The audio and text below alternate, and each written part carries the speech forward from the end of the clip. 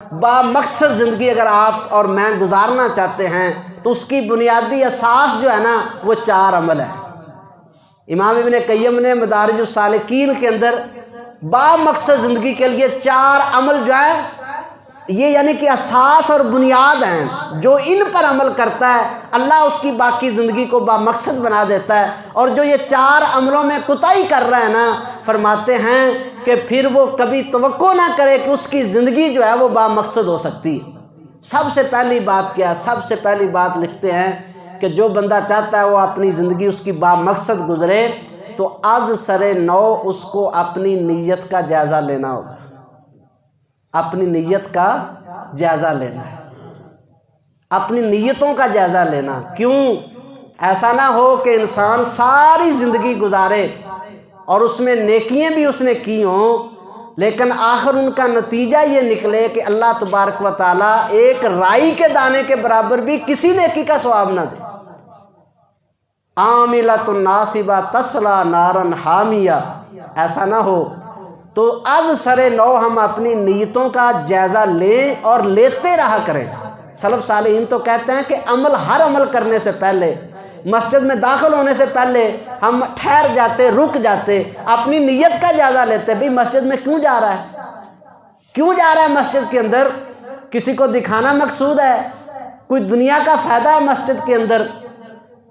نہیں، صرف اللہ کی رضا کے لیے داخل ہو رہے ہیں، اللہ کو راضی کرنے کے لیے داخل ہو رہے ہیں۔ تو داخل ہوتے اگر نیت کے اندر کچھ اور شامل ہوتا تو وہ نیکی کا عمل چھوڑ دیتے، کہ یہ تو الٹا عذاب جو ہے وہ ہمارے لیے ہوگا۔ ہر عمل سے پہلے نیت کو چیک کر لیا کریں کہ میری نیت کیا ہے، نیتوں کو چیک کرتے رہنا۔ نیت کا انحصار ہے سارے کے سارے آپ کے اور میرے اعمال کے اوپر کہ ہم کس نیت سے کر رہے ہیں۔ امام جرجانی رحمہ اللہ انہوں نے اخلاص کی جو تعریف کی ہے اپنی کتاب کے اندر، وہ لکھتے ہیں اللہ تطلبا لعملک شاہدا غیر اللہ، کہ اگر تو چاہتا ہے تیرے عمل میں اخلاص ہو تو یہ کام کر، پوری کائنات میں اللہ کے علاوہ کسی اور کو اپنے اس عمل پہ گواہ نہ بننے دے۔ اللہ اکبر کبیر۔ ہم تو یہ کہتے ہیں نا نیکی کر کے وہ بھی گواہی دے، وہ بھی گواہی دے، وہ بھی کہے ماشاءاللہ، وہ بھی کہے جزاک اللہ، وہ بھی کہے جی بڑا بات ہے، جی بڑا کام کیا ہے۔ وہ کہتے ہیں اخلاص کیا ہے کہ ایک اللہ کے علاوہ تمہاری کسی نیکی کا کوئی گواہ نہ ہو، صرف اللہ کو پتہ۔ یہ اخلاص والی نیکی ہے۔ اس لحاظ سے ہم نے اپنی نیتوں کو چیک کرنا ہے کہ اخلاص ہے کہ نہیں مخلص بندے کے اندر۔ فرمایا ایک یہ بھی اس کے اندر جو ہے وہ نشانی ہوتی ہے کہ وہ اللہ کی رضا کے علاوہ کسی اور کی رضا مطلوب اس کو نہیں ہوتی۔ اور مخلص آدمی جو ہے اس کی ایک نشانی یہ بھی ہے کہ اس کا ظاہر اور باطن ایک ہوتا ہے۔ منافق کا ظاہر اور باطن الگ ہے، جو مخلص آدمی ہے اس کا ظاہر اور باطن، وہ جو منہ سے کہہ رہا ہے اس کے دل کے اندر بھی وہی ہے، جو منہ سے اظہار کر رہا ہے اس کے دل کے اندر بھی وہی ہے، وہ نفرت ہے یا وہ محبت ہے۔ لیکن منافق آدمی وہ منہ سے کچھ اور کہتا ہے اور اس کا اندر جو ہے وہ کچھ اور ہوتا ہے۔ تو فرماتے ہیں یہ بڑا خطرناک مرحلہ ہے انسان اپنی نیت۔ فرماتے ہیں عمل کرنا تو آسان ہے، وہ بھی اللہ تعالیٰ جس کے لیے کر دے، ہمارے لیے تو عمل کرنا بھی بڑا مشکل ہے۔ سلف کہتے ہیں عمل کرنا تو بڑا آسان تھا لیکن اس کی نیت کے اوپر پہرا دینا یہ بڑا مشکل تھا، یہ بہت مشکل ترین کام تھا۔ اس لیے کہ نبی پاک علیہ الصلوۃ والسلام نے ارشاد فرمایا کل قیامت کا دن حشر کا میدان لگا ہوگا، اللہ تبارک و تعالیٰ اپنے نور کے پردے اپنی پنڈلیوں سے جو ہیں وہ اٹھائیں گے، اللہ کی پنڈلی جو ہے وہ ظاہر ہوگی اور اس کو دیکھ کر فرمایا کائنات کے اندر ہر مومن جو ہے وہ سجدے کے اندر پڑ جائے گا۔ اللہ اکبر کبیرہ۔ ہر مومن کو اللہ توفیق دے گا وہ سجدے میں پڑ جائے گا، میدان حشر کا سجدہ ہوگا، لیکن کن کو نصیب نہیں ہوگا؟ فرمایا وَيَبْقَى مَن يَسْجُدُ فِي الدُّنْيَةِ سُمْعَةً وَرِئَاءً۔ فرمایا وہ نہیں سجدہ کر سکے گا جس نے دنیا میں ریاکاری کے لیے اور لوگوں کو دکھانے کے لیے سجدہ کیا ہوگا، وہ میدان حشر میں سجدے سے محروم ہو جائے گا، اس کو سجدے کی توفیق نہیں ہوگی۔ وہ ایسے آگے کی طرف سجدہ کرنا چاہے گا، اس کا یہ جسم تختے کی طرح جو ہے وہ سیدھا ہو جائے گا اور وہ گدی کے بل پیچھے جو ہے جا کر گرے گا، وہ میدان حشر میں سجدہ نہیں کر سکے گا۔ یہ اس قدر جو ہے گمبھیر صورتحال ہے کہ انسان اپنی نیت کو جو ہے وہ ہمیشہ چیک کرتا رہے کہ وہ عمل کس کے لیے کرتا ہے۔ ابن قیم رحمہ اللہ لکھتے ہیں مخلص بندے کا ایک بڑی نشانی جو ہے نا وہ یہ ہے، وہ کبھی کسی سے ناراض نہیں ہوتا۔ نیکی کر لی ہے نا اس نے، ناراض ہونے سے مطلب ہے نیکی کے بعد وہ کبھی کسی سے ناراض نہیں ہوتا۔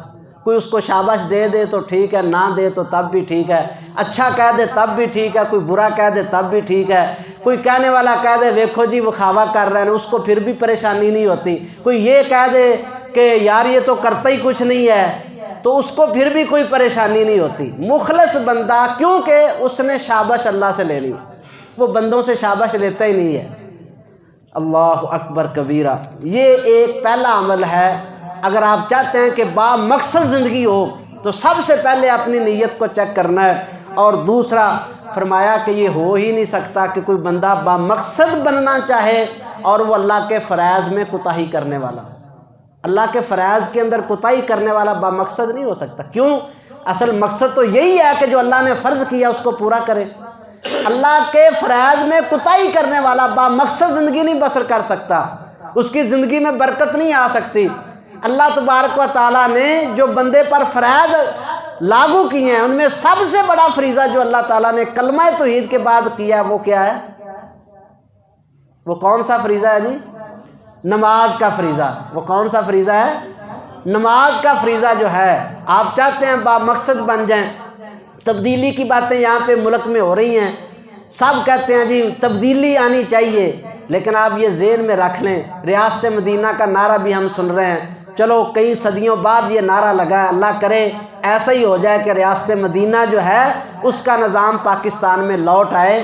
لیکن ریاست مدینہ کے اندر یا تبدیلی کے اندر جو ہے سب سے پہلی بات جو ہے ریاست مدینہ کے اندر جس کے ذریعے تبدیلی لائی گئی ہے وہ یہی ہے کہ سب سے پہلے پوری ریاست کو جو ہے وہ نماز کے اوپر پابند کیا گیا ہے۔ پوری ریاست کو نبی پاک علیہ السلام نے یہ یہاں تک ارشاد فرما دیا کہ جو نماز پڑھنے نہیں آتے میرا دل کرتا ہے کہ ان کے گھروں کو آگ لگا کے جلا دیا جائے۔ ریاست مدینہ کے وہ باسی نہیں ہو سکتے جو نماز نہیں پڑھتے۔ یہاں سے ابتدا ہوگی۔ اللہ کے فرائض کو مضبوطی سے پکڑنا، فرمایا یہی اللہ کے قرب کی نشانی ہے، یہی با مقصد ہونے کا طریقہ ہے کہ انسان اللہ نے جو فریضہ اس کے اوپر رکھا ہے، جو فرائض رکھے ہیں ان کو اللہ تبارک و تعالیٰ کی توفیق سے پورا کرے۔ میں یہ عرض کرنا چاہتا ہوں نماز تو اللہ کی توفیق سے آپ پڑھتے ہیں، نماز پڑھنے کے لیے آئے ہیں، دعا کریں اللہ ہمیں شوق اور محبت عطا فرما دے۔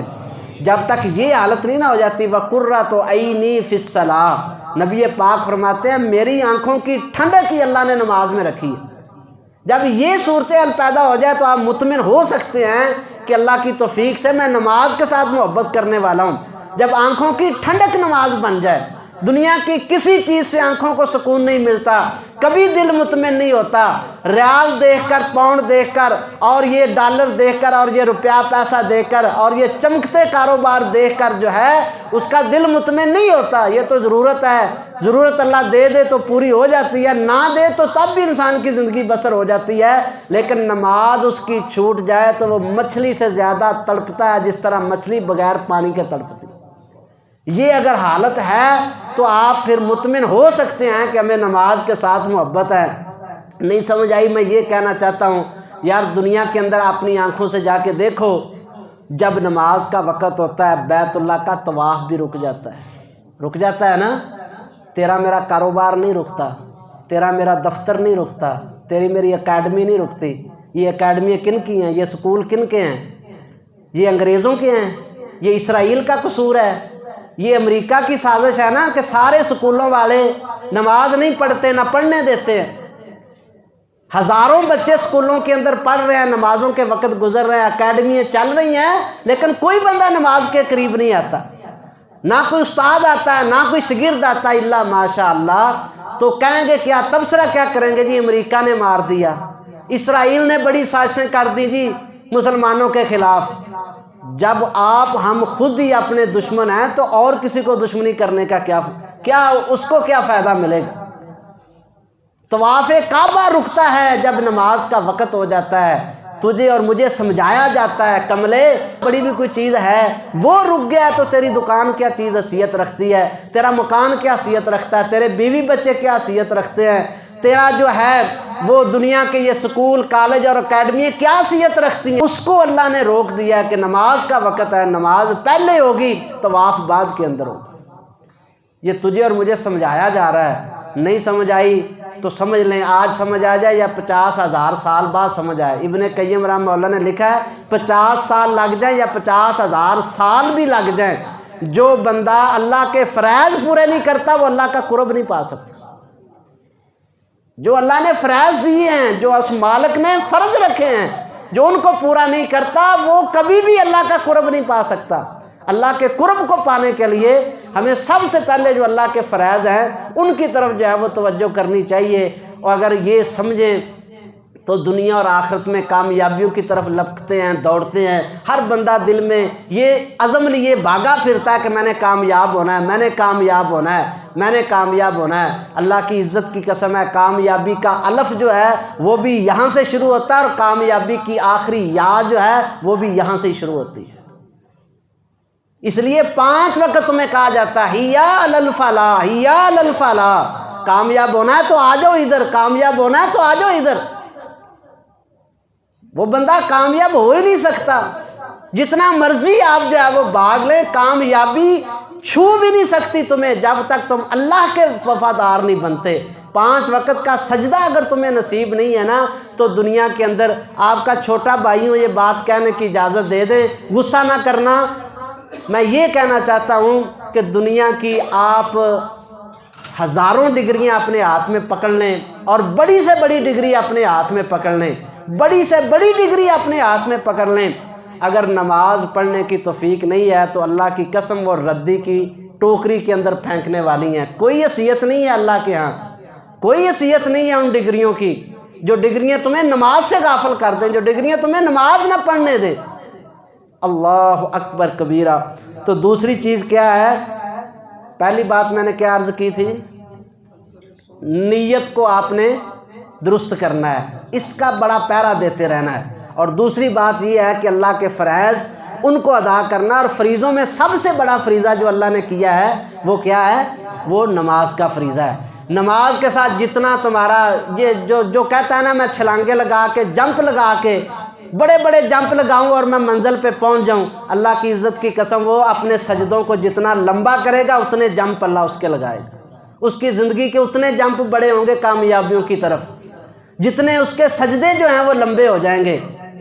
یہ اللہ کی توفیق سے ہوتا ہے۔ اگر 50 سال پہلے نماز شروع کی تھی نا اور وہی نماز آج پڑھ رہے ہیں تو معذرت کے ساتھ ابھی تک قبولیت کا دروازہ نہیں کھلا۔ ہر روز تیری نماز میں فرق آنا چاہیے، ہر روز تیری نماز میں اضافہ ہونا چاہیے، ہر روز تیری نماز کے اندر بہتری آنی چاہیے، ہر روز۔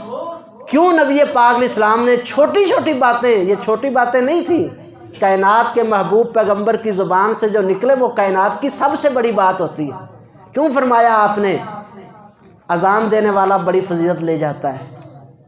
کیوں فرمایا آپ نے جو تکبیر کہتا ہے اس کو اللہ تعالیٰ بڑا اجر دیتا ہے؟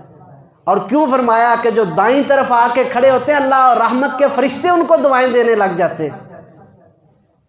کیوں فرمایا کہ اگر پہلی صف کا اگر آپ کو پتہ چل جائے اللہ نے اجر کیا رکھا ہے تو فرمایا چوتڑوں کے بال گھسڑ کر تمہیں آنا پڑے تو تم صف کے اندر آؤ؟ کیوں فرمایا؟ اس لیے فرمایا کہ یہ اللہ کا بہت بڑا فریضہ ہے، آپ اس کی طرف توجہ کریں، سستی نہ کیا کریں۔ پڑھ لیتے ہیں جی، پڑھ لیتے ہیں، پڑھ لیتے ہیں، پڑھ لیتے ہیں۔ تل کا صلاۃ المنافق، یہ حدیث کے لفظ ہے، میرا فتویٰ نہیں ہے۔ تل کا صلاۃ المنافق، اول وقت بھی گیا، درمیانہ وقت بھی گیا، آخری وقت شروع ہو گیا، بھاگے آئے اور مسجد میں 4 ٹھونگے مارے اور مار کے چلے گئے، مطمئن ہو گیا کہ میں نے نماز پڑھ لی۔ کائنات کے محبوب پیغمبر نے 1400 سال پہلے کہا تل کا صلاۃ المنافق کی، فرمایا یہ مسلمان اور مومن کی نہیں، یہ کسی منافق کی نماز۔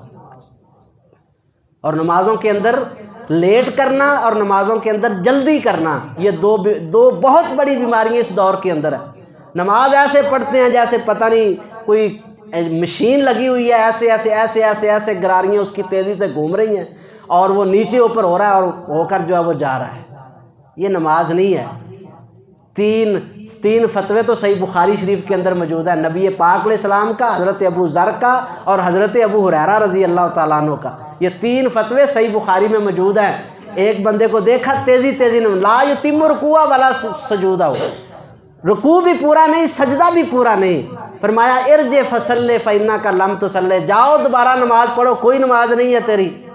یہ میں نے کہا ہے، یہ کسی مفتی نے، کسی امام نے کہا ہے؟ اتنا ہلکا لیتے ہیں ہم اس بات کو۔ یہ کائنات کے محبوب پیغمبر نے کہا ہے، جنہوں نے نماز جن پہ نازل ہوئی ہے انہوں نے کہا ہے، جنہوں نے نماز کا طریقہ بتایا انہوں نے کہا ہے۔ فرمایا کہ کوئی نماز نہیں ہے جو اپنا رکوع اور سجدہ پورا نہیں کرتا، بس زمین پہ ماتھا لگایا اوپر، پھر ایسے اوپر، پھر ایسے اوپر، فرمایا کوئی نماز نہیں ہے۔ اور حضرت ابو ذر نے ایک بندے کو دیکھا تھا، کہا کتنی دیر سے یہ نماز پڑھ رہا ہے؟ کہتا 40 سال سے۔ فرمایا اسی حالت میں مر جاتا تو جہالت کی موت مر جاتا۔ یہ کیا کر رہا ہے؟ مذاق، نماز کے ساتھ مذاق کر رہا ہے تو، یہ نماز پڑھ رہا ہے تو۔ اور تیسرا فتویٰ حضرت ابو ہریرہ رضی اللہ تعالیٰ عنہ کا موجود ہے، انہوں نے ایک بندے کو دیکھا وہ نماز پڑھ رہا ہے، سجدہ رکوع اچھی طرح نہیں کر رہا، اس کو ہاتھ سے پکڑا، کہا دوبارہ نماز پڑھو، تم نے نماز کوئی نہیں پڑھی۔ اللہ اکبر۔ تو نماز کے اندر سکون کے ساتھ، محبت کے ساتھ اس مالک کے سامنے کھڑے ہو۔ یہی کہنا چاہتا ہوں کہ جب نماز میں لذت آنا شروع ہو جائے نا تمہیں، اور دل تمہارا اڑے نماز کی طرف، الذین یذکرون اللہ قیاما، اصل میں یہاں سے بات شروع ہوتی ہے۔ یہ جو دل کے اندر بہت زیادہ ذکر ہم نے پالے ہوئے ہیں نا، کسی کو کاروبار کا ذکر ہے، کسی کو دکان کا ذکر ہے، کسی کو کوئی ذکر ہے، یہ بھی ذکر ہے نا۔ ہر وقت جس چیز کو یاد رکھتے ہیں وہ ذکر ہوتی ہے۔ اب میرے دماغ میں 24 گھنٹے کاروبار چل رہا ہے تو میں یہ کہہ سکتا ہوں کہ میں اللہ کا ذکر کر رہا ہوں۔ 24 گھنٹے دکان پھنسی ہوئی ہے، 24 گھنٹے دنیا پھنسی ہوئی ہے، 24 گھنٹے بچوں کی ڈگریوں کا مجھ کو جو ہے نا خمار چڑھا ہوا ہے، تو میں کہہ سکتا ہوں کہ میں اللہ کو یاد کر رہا ہوں؟ بھائی میں تو یہ دنیا کے ذکر میں پھنسا ہوا ہوں۔ یہاں سے نکلو گے تو نماز میں مزہ آ جائے گا، نماز میں اللہ لذت رکھ دے گا، پھر سجدے کرنے کو دل کرے گا۔ تو اللہ کو یاد کریں، اللہ زینا یذکرون اللہ قیام۔ بس اصل میں الٹی گنگا بہہ گئی، کہتے ہیں نا ریورس انجینئرنگ، یعنی کہ اب ہم نے الٹ کام کر لیا۔ جو چیز مقصد تھی اس کو ہم نے چھوڑ دیا، بے مقصد چیزیں زندگی میں بری گئیں۔ مقصد کی چیز اب کرنی ہو تو پھر بڑی تکلیف ہوتی، بڑی مشکل سے نماز کے لیے وقت نکلتا ہے۔ جی حافظ جی کی کرم پھنسیاں ہی اینا بڑی مشکل 5 منٹ کٹ کے ہونا، یہ تیری بڑی بہادری ہے بھائی، ماشاءاللہ، اللہ تعالیٰ تجھے اور توفیق دے۔ یہ کتنا بڑا کارنامہ ہے جو بیان کر رہا ہے خوشی سے، بس جی بھج بھجا کے نماز پڑھ لیندے، سبحان اللہ۔ اس لیے یہی تو معاملہ ہے کہ ہم نماز کے ساتھ مخلص نہیں ہیں۔ اگر آپ چاہتے ہیں با مقصد زندگی گزرے، باطل میں زندگی نہ گزرے، تو سب سے پہلے نیت کو چیک کریں، نمبر 2 نماز کی جو ہے نا خیال رکھیں۔ وقت جو ہے وہ ختم ہو گیا۔ تیسری بات جو ہے وہ تلاوت قرآن ہے۔ میں اکثر ہر جمعے ہر خطبے میں یہ کہتا ہوں، یار اللہ کا واسطہ قرآن سے جڑ جاؤ، قرآن سے جڑ جاؤ، قرآن سے جڑ جاؤ۔ یہ کوئی چھوٹا جرم نہیں ہے، جو اس دنیا میں اندھا رہا وہ آخرت میں اندھا رہے گا، کل قیامت کو اللہ اندھا کر کے اٹھائے گا۔ کیوں اٹھائے گا؟ اللہ کہے گا کذالک اتتک آیاتی فنسیتھا، میری آیات آئیں، میں نے قرآن بھیجا، میں نے اپنا کلام تجھے دیا، لیکن تو اس سے اندھا رہا، تو نے کبھی اس کو نہیں پڑھا، آج میں تجھے اندھا کر دوں۔ یہ چھوٹا جرم نہیں ہے، قرآن سے محبت کریں جی۔ سلف صالحین حضرت ابو موسیٰ اشعری کتنا پیارا قرآن پڑھتے تھے، نبی پاک علیہ السلام نے ان کا قرآن سنا، فرمایا قد اوتیتا مزامیر آل داود، ابو موسیٰ تو یوں ہے جیسے داود علیہ السلام کی سریلی آواز اللہ نے تجھے عطا کر دی۔ ان کو اللہ نے کتنی سریلی آواز دی تھی، وہ جب زبور کی تلاوت کرتے تھے پہاڑ وجد میں آ جاتے تھے، ایسے ہلا کرتے تھے، پرندے جو ہیں ان کے اوپر آ کر ساکت ہو جایا کرتے تھے، اتنی پیاری آواز اللہ نے دی تھی۔ تو ابو موسیٰ کو کیا کہا کہ تمہیں تو داؤد علیہ السلام والی اللہ نے سر عطا کر دی ہے۔ تو ان کا قول ہے، کہتے ہیں میرے بھائی سن لو، مجھے اس دن اللہ سے حیا آتی ہے جس دن کا آغاز میں اللہ کے قرآن سے نہ کروں، اس دن مجھے حیا آتی ہے اپنے اللہ سے جس دن کا آغاز میں قرآن کی تلاوت سے نہ کر سکوں۔ قرآن کی تلاوت کے ساتھ جو ہے وہ دل لگائیں، یہ ہے با مقصد زندگی، با مقصد زندگی ہے یار۔ 15 منٹ 20 منٹ آدھا گھنٹہ نہیں ہے، اللہ اکبر کبیرہ۔ امام شافعی رحمہ اللہ، ایک ان کے شاگرد ان سے پوچھتے ہیں امام صاحب اللہ نے بہت خیر و برکت آپ کی زندگی میں رکھی ہے، بہت اللہ نے دین کا کام لیا ہے، بہت اللہ تعالیٰ نے عبادت کا آپ کو ذوق عطا کر دیا ہے، اس کی وجہ کیا ہے؟ کہتے ہیں چھوڑو یار ان باتوں کو۔ سلف صالحین اپنی کسی نیکی کو جو ہے نا وہ شمار کرنے نہیں دیتے تھے، کہتے ان باتوں کو چھوڑو۔ پھر ساتھ اس کا جواب بھی دے دیا، کہتے ہیں میں رات کو آتما بعد صلاۃ العتمہ، عشاء کی نماز کے بعد جو ہے وہ بیٹھتا ہوں، وآذا المصحف، اور میں مصحف کو کھولتا ہوں، فرماتے ہیں پتہ ہی نہیں چلتا کہ صبح کی اذان ہو جاتی ہے۔ اپنی کامیابی کا راز بھی بتا دیا کہ میری زندگی کی کامیابی کا راز یہ ہے کہ مجھے قرآن سے محبت ہے۔ تو اور میں کتنا قرآن پڑھتے ہیں، ساری رات مردار کی طرح تو نہیں گزر جاتی۔ نبی پاک علیہ السلام ہم کیا ہیں، دن کے وقت جو ہیں وہ کولو کے بیل ہیں، سارا دن چکر کاٹ رہے ہیں، اور رات کو کیا فرمایا کہ گدھے کی طرح مردہ پڑے ہیں، ساری رات گزر گئی، کوئی قرآن نہیں، کوئی تہجد نہیں، کوئی نفل نہیں، اتنی بھی توفیق نہیں کہ فجر کی نماز ہی اٹھ کے پڑھ لیں، بستر ہی نہیں چھوڑتے۔ اللہ اکبر کبیرہ، قرآن سے محبت کریں، با مقصد زندگی اگر بسر کرنی ہے تو نیت کو درست کریں، نماز کی پابندی کریں، اور قرآن پاک کی تلاوت کی جو ہے وہ اس کی پابندی کریں۔ پیغام ٹی وی پر میں ایک انٹرویو سن رہا تھا، ایک پروفیسر صاحب کہتے میں نیو یارک کے اندر گیا، یونیورسٹی کے اندر، وہاں پہ ایک میرا انگریز دوست بن گیا، تو میں نے نا اس کو ایک یہ قرآن پاک کا انگلش ترجمہ دارالسلام والا وہ میں نے اس کو گفٹ دے دیا، میں نے کہا اس کو پڑھو۔ کہتے ہیں ایک ہفتے کے اندر وہ پورا قرآن پڑھ کے واپس آ گیا، کہتا ہے میں نے آپ کی کتاب کو پڑھ لیا ہے۔ کہتا ہے مجھے اتنی شرمندگی ہوئی اس دن، میرا پسینہ نکل آیا کہ بدبخت اس کو تو قرآن دے دیا، اس نے تو ایک ہفتے میں ختم کر دیا ہے، تو پورے سال میں بھی قرآن نہیں پڑھتا ہے، تحفہ تو اس کو دے رہا کہ قرآن پڑھ۔ اور اسی طرح کے ایک اور واقعہ انہوں نے بیان کیا، ایک ان کا دوست تھا، اس کا بھی ادھر داخلہ ہوا، تو ایک انگریز ان کا دوست بن گیا، کہتے وہ صبح آ گیا میرے پاس، تو اس وقت کہتے میں نے ٹوپی شوپی لے کے نماز پڑھی، نماز کے بعد میں سورہ یاسین، جیسے ہمارے عام لوگوں میں روٹین ہے کہ جی سویرے سویرے برکت ہوتی سورہ یاسین پڑھیں، تو سورہ یاسین کہتا میں پڑھ رہا، وہ آ گیا انگریز میرے پاس، اس نے کہا کہ کیا کر رہے ہو؟ تو میں نے اشارہ کیا کہ تم ادھر بیٹھ جاؤ، میں اپنے قرآن کی تلاوت کر رہا تھا، اس نے ٹی وی کا ریموٹ پکڑا اور وہ دیکھنے لگ گیا، میں نے سورۃ یاسین مکمل کی، اس کے بعد اس نے مجھ سے پوچھا کہ کیا پڑھ رہے تھے؟ میں نے کہا یہ ہماری ہولی بک، ہماری مقدس کتاب ہے۔ کہتا وہ بڑا حیران ہوا، کہنے لگا کیا پڑھا کیا تم نے؟ جی میں نے سورہ یاسین پڑھی ہے، وہ پڑھتے ہیں بڑی برکت ہوتی ہے۔ اس نے کہا نہیں، اس میں پڑھا کیا ہے تم نے؟ کیا اس کا یعنی کہ معنی کیا ہے، مفہوم کیا ہے، مضمون کیا تم نے پڑھا ہے؟ تو کہتا میں چپ، مجھے پتہ ہی نہیں تھا کہ سورہ یاسین میں ہے کیا، تو میں اس کو کیا بتاتا۔ ہماری 99% مسلمانوں کی یہی ہے نا، بوڑھے ہو گئے، سفید داڑھیاں ہو گئی ہیں، سورہ یاسین کا ترجمہ کوئی نہیں آتا، سورہ رحمان کا ترجمہ کوئی نہیں آتا، سورہ واقعہ کا ترجمہ نہیں پڑھا، سورہ بقرہ کا ترجمہ کس نے پڑھنا ہے؟ اللہ معاف کرے، کیا یہ ہندوؤں کے لیے کتاب نازل ہوئی؟ کیا سکھوں کے لیے نازل ہوئی؟ کیا انگریزوں نے اس کا ترجمہ پڑھنا تھا، اس کو سیکھنا تھا؟ کہتے ہیں وہ اس بندے نے مجھے ایسی بات کی، انہیں کہا کیسا سٹوپڈ بندہ ہے تو یار، کتاب پڑھ رہا ہوں تجھے پتہ ہی نہیں کہ کیا پڑھ رہا ہوں۔ اس نے کہا ہمیں تو یہ لاجک دنیا میں کوئی ایسا علم نہیں، کوئی ایسی کتاب نہیں، کوئی ایسی قوم نہیں سوائے مسلمانوں کے کہ کتاب پڑھ رہے ہیں لیکن پتہ کوئی نہیں کہ کیا پڑھ رہے ہیں۔ ہے کوئی ایسی بات؟ چھوٹا سا بچہ بھی اگر اس کو بھی کوئی کتاب پڑھائے نا تو ساتھ اس کو ترجمہ تو بتاتے ہیں نا کہ اے فار فلاں ایپل، ایپل مانا سیب، اگر اس کو apple, A for apple, apple رٹا دیں تو اس کو کوئی فائدہ ہوگا؟ اس کو پتہ ہی نہیں کہ ایپل چیز کیا ہے۔ یہ ہماری مسلمانوں کی حالت ہے، اللہ تعالیٰ ہمیں اس سے محفوظ فرمائے۔ قرآن پاک کے ساتھ دل لگائیں جی، قرآن پاک کی تلاوت کریں۔ اب میں یہ کہنا چاہتا ہوں، تلاوت بھی ایک کام ہے، لیکن اس سے اگلا کام جو ہے قرآن کی سمجھ بھی آ جائے۔ اصل دل میں تب اترے گا قرآن جب اللہ کی قسم کھا کے میں ممبر پہ میرے سامنے قرآن کھلا ہے، زندگی کے 90% مسائل آپ کے اس دن ختم ہو جائیں گے جس دن آپ نے قرآن کو سمجھنے کی نیت کر لی۔ نیت کر لیں آپ کہ میں نے سمجھنا ہے قرآن کو، مرنے سے پہلے میں نے یہ دیکھنا ہے کہ میرے رب نے قرآن میں مجھے کہا کیا ہے۔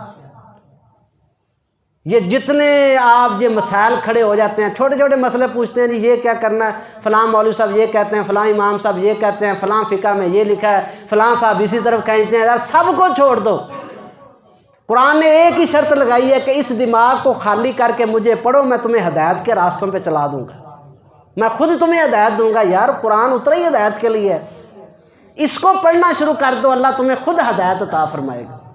قرآن کی تلاوت کے ساتھ جڑ جائے۔ اور آخری بات 1 منٹ کے اندر کرتا ہوں، اللہ اکبر کبیرہ، آخری بات یہ ہے کہ اللہ تبارک و تعالیٰ کے ذکر کے ساتھ جو ہے وہ جڑے۔ کتنی باتیں ہوگی مکمل جی؟ نیت کو درست کریں، اللہ کی رضا کے لیے کریں ہر کام، نماز کی پابندی کریں، قرآن پاک کی تلاوت کریں، اور اللہ تبارک و تعالیٰ کا ذکر جو ہے یہ کثرت سے کریں۔ وَاذْكُرُوا اللَّهَ كَثِيرًا لَعَلَّكُمْ تُفْلِحُونَ۔ کامیابی چاہتے ہو؟ کوئی قید نہیں دنیا کی آخرت کی، جس میدان میں بھی کامیابی چاہتے ہو اس کا ایک ہی اس کی اساس ہے، وہ یہ ہے کہ اللہ کا ذکر کرو، اللہ تعالیٰ کا ذکر کثرت سے کرو۔ مَثَلُ الَّذِينَ يَذْكُرُونَ اللَّهَ، فرمایا کہ مثال ان بندوں کی جو اللہ کا ذکر کرتے ہیں، اور مثال اس بندے کی جو اللہ کا ذکر نہیں کرتا، مَثَلَ الْحَيِّ وَالْمَيِّتِ، مثال مردہ اور زندہ کی ہے۔ جو ذکر کرتا ہے حقیقت میں زندگی اس کی ہے، جو ذکر سے خالی ہے وہ تو مردہ ہے۔ اب مجھے بتاؤ، مردہ بندہ کوئی کامیابی حاصل کر سکتا ہے؟ مردار سے کچھ توقع ہو سکتی ہے؟ وہ تو 2 دن کے بعد اس کی لاش سے بھی بو آتی ہے۔ کیوں ہماری زندگیاں بے ذائقہ ہیں، بے رونق ہیں؟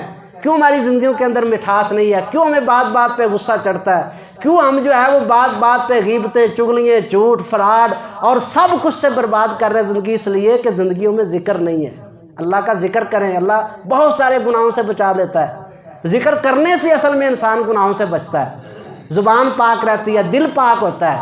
ذکر کریں اللہ تبارک و تعالیٰ کا، بہت کثرت سے اللہ تعالیٰ کا ذکر کیا کریں۔ اور فرمایا وہ گھر، اس کی مثال، اور جس گھر میں اللہ کا ذکر نہیں ہوتا، فرمایا کہ زندہ اور مردہ کی مثال ہے۔ قبرستان ہے وہ گھر جس گھر میں اللہ کا ذکر نہیں ہوتا جی۔ قبرستان میں کیا ہوتی ہے؟ وحشت ہوتی ہے، خوف ہوتا ہے، ڈر ہوتا ہے، علیحدگی ہوتی ہے، اندھیرا ہوتا ہے، چوروں، ڈاکوؤں، سانپ اور ٹھوؤں کا مسکن ہوتا ہے وہ۔ مجھے بتائیے کہ ہماری زندگیوں میں یہ سب کچھ نہیں ہے؟ اب وحشت سے بھرے ہوئے ہمارے دل، خوف، ہراس، ہر طرف سے ڈر ہی ڈر ہماری زندگیوں میں۔ یہ نہیں ہوا، یہ نہیں ہوا، وہ نہ ہو جائے، یہ نہ ہو جائے، وہ بیماری نہ آ جائے، یہ نہ ہمارے ساتھ ہو جائے، اس نے یہ کر دیا۔ سارا کچھ ہمارے دلوں کے اندر وہ بھرا ہوا، کیوں کہ دلوں کے اندر اللہ کا ذکر نہیں ہے۔ یہ ساری بیماریاں دور ہو جائیں گی جب اللہ کا ذکر کریں گے۔ اللہ فرماتا ہے زندگی تو ہے ہی یہ کہ تم اللہ کا ذکر کرو۔ اپنے گھروں کو قبرستان نہ بناؤ، گھروں کے اندر بیٹھ کے قرآن پڑھو، نماز پڑھو، اللہ کا ذکر کرو۔ اللہ کے بندو، اللہ تبارک و تعالیٰ سے دعا ہے کہ اللہ تعالیٰ ہمیں با مقصد زندگی بسر کرنے کی توفیق عطا فرمائے۔ ایک آخری بات بھی انہوں نے لکھی ہے، دل کی صفائی کرنا، لیکن اب وقت نہیں ہے میں بات کروں۔ اللہ سے بس انہی 4 باتوں پہ آپ جو ہے وہ غور فکر کریں، اور اللہ آپ کو اور مجھ کو ان پر عمل کرنے کی توفیق عطا فرمائے۔ با مقصد زندگی اللہ پاک ہم کو عطا فرما دے۔ دعا کریں، یا اللہ ہمیں با مقصد زندگی عطا فرما، یا اللہ ہماری نسلوں کو، اولادوں کو با مقصد زندگی عطا فرما دے۔ حضرت سعد رضی اللہ تعالیٰ عنہ، سعد بن معاذ، یہ 30 سال کی عمر میں مسلمان ہوئے ہیں، 36 سال کی عمر میں یہ شہید ہو گئے۔ کتنے سال ملے ہیں زندگی کے کل؟ صرف 6 سال ملے ہیں زندگی کے۔ یار با مقصد زندگی کتنی تھی، اللہ کی عزت کی قسم۔ سعد بن معاذ کی زندگی کا آخری 1 منٹ دیکھ لیں تو پتہ چلے گا کہ زمین پر بھی ہلچل مچی ہوئی، آسمانوں میں بھی ہلچل مچی ہوئی ہے۔ زندگی کا ایک آخری منٹ دیکھ لیں۔ نبی پاک علیہ السلام تیزی بھاگے جا رہے ہیں حضرت سعد کے گھر، ابو بکر پیچھے بھاگ رہے ہیں، عمر پیچھے بھاگ رہے ہیں، حضرت عثمان پیچھے بھاگ رہے ہیں، حضرت علی پیچھے بھاگ رہے ہیں۔ کیا ہو گیا، کیا ہو گیا؟ اللہ کے رسول کیوں بغیر بتائے جو ہے وہ تیزی سے بھاگے جا رہے ہیں؟ فرمایا آسمان سے جبریل نازل ہوا ہے، اس نے کہا میرے محبوب یہ تو بتائیے تیرا مدینے میں کون سا صحابی فوت ہو گیا کہ اللہ کا عرش جو ہے وہ جھوم کے اس کا استقبال کر رہا ہے؟ تو آپ نے کہا وہ میرا ساتھ بیمار تھا، اس لیے بھاگے جا رہے ہیں اس کے گھر کی طرف کہ وہ فوت ہو گیا ہے۔ اللہ اکبر کبیرہ۔ دروازہ کھولا، ایک کمرہ ہے، کمرے کے اندر کوئی نہیں، حضرت سعد ہے، ان کا بیٹا ہے۔ ایسے لوگوں کو جیسے ہٹا کے آپ مسجد سے گزرنا چاہیں، رش ہو، ایسے ہٹا کے آپ اندر جا رہے ہیں، اور ایک جگہ سے اس طرح آپ ہوتے ہیں اور وہاں پہ بیٹھ جاتے ہیں۔ صحابہ پریشان ہیں کہ اللہ کے رسول یہ کیا منظر ہے، کمرے میں تو کوئی ہے نہیں۔ فرمایا تمہیں کیا پتا، تمہیں نہیں پتا آسمان سے اللہ نے فرشتوں کو نازل کیا ہوا ہے، تمہیں نہیں پتا ہے کہ یہ فرشتے نے پر اٹھایا ہے تو میں اس جگہ پہ آ کے بیٹھا ہوں۔ اور تمہیں نہیں پتہ اٹھایا حضرت سعد کو، صحابہ کہتے ہیں اتنا لمبا قد ہے اور نوجوان ہے اور کافی جسم ہے ان کا، کہتے ہیں اللہ کے رسول وزن ہی کوئی نہیں ہے، اور کہا تمہارے کندھوں پہ تھوڑا جا رہا ہے، آسمان کے فرشتوں نے اٹھایا ہوا ہے۔ اور جنازے کے اندر بیٹھے فرمایا سن لو یہ میرا وہ صحابی ہے، 70,000 آسمان کے فرشتے اس کے جنازے کے اندر آئے ہوئے ہیں۔ 6 سال کی زندگی کتنی با مقصد زندگی تھی یار۔ دعا کریں اللہ ایسی موت عطا فرمائے، یا اللہ اپنی نافرمانی والی موت نہ دینا، یا اللہ اپنی ناراضگی والی موت عطا نہ کرنا، مولا ہماری کمیوں کو دور فرما کے ہمیں اپنی زندگی کو با مقصد گزارنے کی توفیق عطا فرما۔ وآخر دعوانا الحمدللہ۔